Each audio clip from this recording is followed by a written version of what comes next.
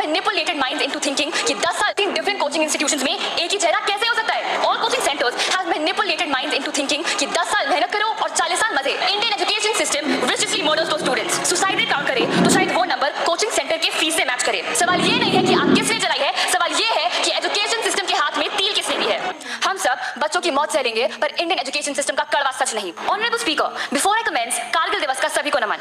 With utter grief I state that in India the grading system is now like the new division system. 95% like the superior, उससे नीचे लाए तो inferior. Starting with a few cases, students in Panipat were promised government jobs provided they joined the computer science course provided by a computer course coaching center. पर and में ना उन्हें नौकरी मिली ना course. This is one of the reasons why an RTI, right to information, should be implemented with fact-checking proofs regarding success rates and educators' qualifications. Now, बात करते हैं coaching centres की, तो it does not just particularly refer to education. इसमें sports भी आता है, because sports की भी कोचिंग क्लासेस होती है. तो इसी का एग्जांपल लेके 8 जुलाई 2024 में केरला में केरला क्रिकेट एसोसिएशन में there was a male teacher who assaulted female students. यहाँ भी सुरक्षा नहीं मिली, इधर भी असहाय होने की आवाज गूंजी.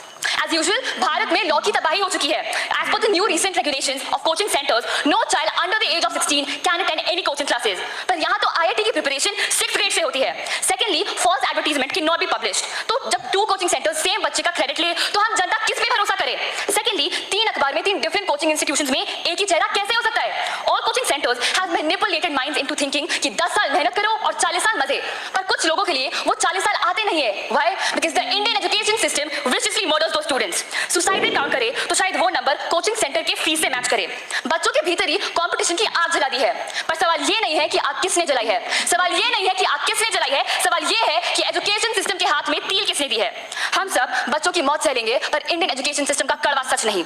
हम सब इंडियन एजुकेशन सिस्टम के सामने बच्चों को 3-4 घंटे पढ़ा सकते हैं but can not even devote 1 single minute to their mental health. हम सब एनटीए का असली चेहरा खुशी-खुशी सह लेंगे और घर वालों की खुशियां एक पल में उड़ा देंगे. Honorable member, kindly conclude your speech. Which is why there should be different amendments starting with psychological tests that would be conducted even for the ones who commit these scams to detect early cases of depression and anxiety. Classes should be confined to 1 hour 30 minutes plus breaks should be given which would implement mental infringement for students. Refund details should be explained properly.